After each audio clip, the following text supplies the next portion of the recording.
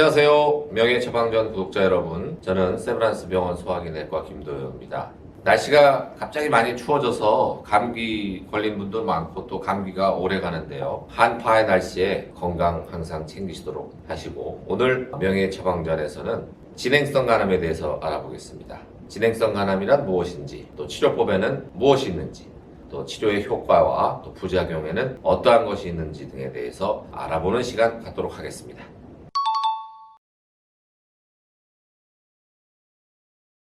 흔히 진행성 간암과 말기 간암을 혼동한 분이 많은데요. 말기 간암은 암도 진행이 됐지만 환자분의 간 기능이 많이 나빠져 있고 또 전신 상태도 좋지 않은 그런 상태입니다. 반면에 진행성 간암은 암은 좀 진행이 되었지만 간 기능이 비교적 보존이 되어 있고 또 전신 상태도 그렇게 나쁘지 않은 상태. 그래서 요약하면 말기 간암은 암과 간 기능 모두 나쁜 상태여서 치료가 어렵거나 불가능한 상태. 진행성은 암은 진행을 했으나 전신 상태와 간 기능이 괜찮아서 치료를 할 수 있는 상태. 그렇게 구분할 수 있습니다.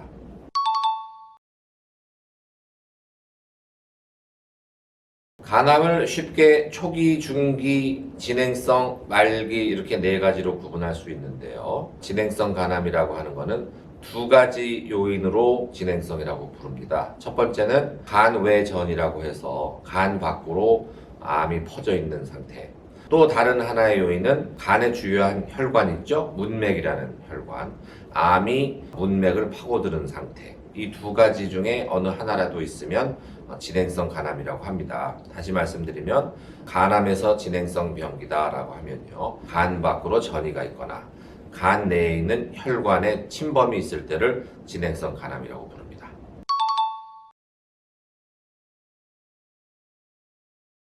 진행성 간암의 표준 치료는요, 치료법이 많이 발전하면서 최근에 표준 치료가 된 것은 소위 면역 관문 억제제, 좀 말이 어렵죠? 쉽게 면역 항암제를 사용한다고 보시면 되겠습니다. 물론 간암은 치료법이 다양하기 때문에 병기가 진행성이라고 하더라도 방사선 치료를 한다든지 또는 간동맥 화학색전술을 하는 경우도 있습니다. 하지만 표준 치료가 면역 관문 억제제를 사용하는 것인데요. 모든 환자에서 이 면역 관문 억제를 또 사용할 수 있는 것은 아닙니다.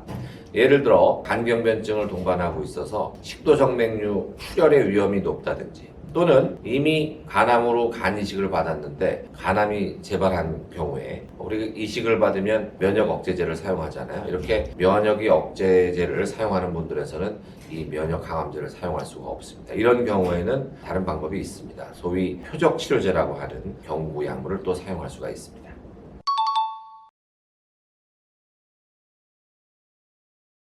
몇 해 전에 일본 학자가 노벨 의학상을 받았는데요. 바로 이 노벨 의학상을 받은 주제가 이 면역 관문 억제제를 개발하는 그런 연구였습니다. 다시 쉽게 말씀드리면 우리 몸에는요, 면역 감시 체계라는 게 있어서 저절로 암세포가 매일 조금씩 생긴다고 해요. 정상인에서도. 그런데 암이 발생하지 않는 이유는 우리 몸에 면역 기능이 있기 때문입니다. 그 중에서 가장 중요한 기능을 하는 것이 T세포라고 하는 것인데요. 암세포를 인지해서 자기가 아닌 남으로 인지를 하기 때문에 면역 기능이 발휘를 하는 거거든요. 그런데 암 환자에서는 이러한 T세포의 기능이 떨어져 있습니다. 그렇기 때문에 암세포가 생겨도 이것을 제어를 하지 못하는 거죠. 막지를 못하는 거예요. 그렇기 때문에 암세포가 점점 성장하고 전이를 하는 겁니다.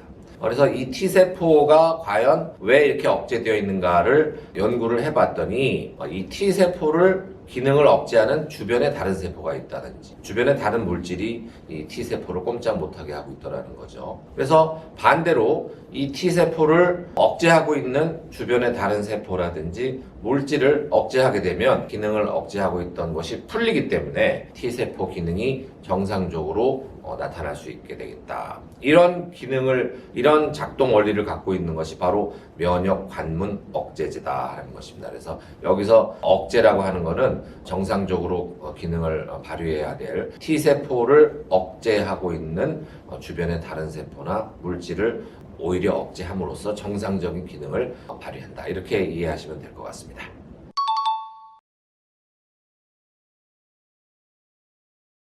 종양이 매우 크고 전이도 있고 또 혈관 침범도 있는 전형적인 진행성 간암에서 표준 치료는 이 면역 관문 억제제, 면역 항암제를 쓰는 거다 이렇게 말씀을 드렸잖아요. 종양이 클수록 또 전이가 많이 있을수록 혈관 침범의 정도가 심할수록 치료 효과가 떨어지는 건 맞는데 굉장히 심한 환자에서도 효과가 확실하게 나타나는 분들은요, 이 종양이 완전히 사라지는 걸 볼 수 있습니다. 물론 여기서 이제 너무 환상을 가지시면 안 되지만 모든 환자에서 이런 반응이 나타나면 참 좋겠죠. 하지만 그렇지는 않습니다. 일정 비율의 환자에서 이렇게 종양이 완전히 사라지는 것을 경험할 수가 있는데요. 그거를 완전 반응이라고 합니다. 우리가 암 치료제를 개발했을 때 항상 임상시험이라는 과정을 거쳐야 하거든요. 그 약의 안전성과 효과가 입증돼야 환자들한테 사용할 수 있으니까 이 임상시험을 통해서 이 간암의 면역관문 억제제 효과를 봤더니 완전 반응, 그러니까 영상검사를 했을 때 암이 안 보이는 그런 완전 반응이 8%에서 나타났습니다. 그러니까 100명을 치료하면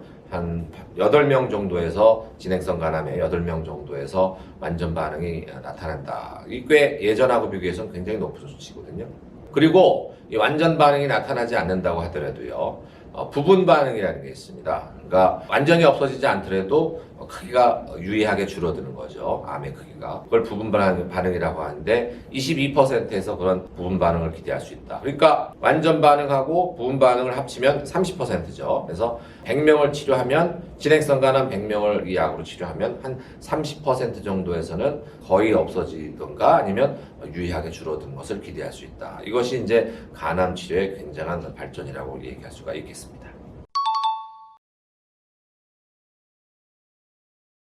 그렇지 않습니다. 전통적인 소위 세포독성 항암제라고 하는 것들이 있어요. 네, 예전에 뭐 유방암이라든지 또는 혈액암에 많이 쓰이는, 최근에도 사용합니다만, 그런 고식적인 전통적인 항암제들은 머리가 많이 빠지고 탈모가 생기죠.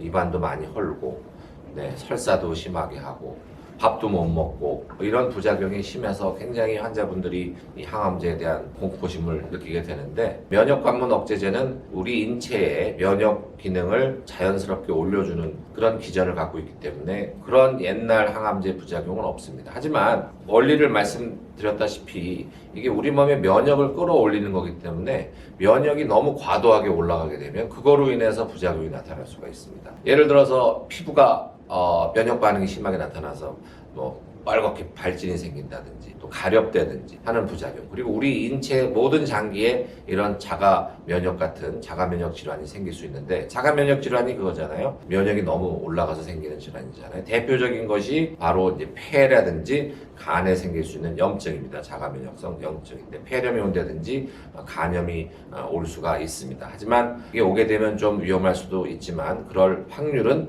그렇게 높지 않다는 것을 알아두시면 좋을 것 같습니다.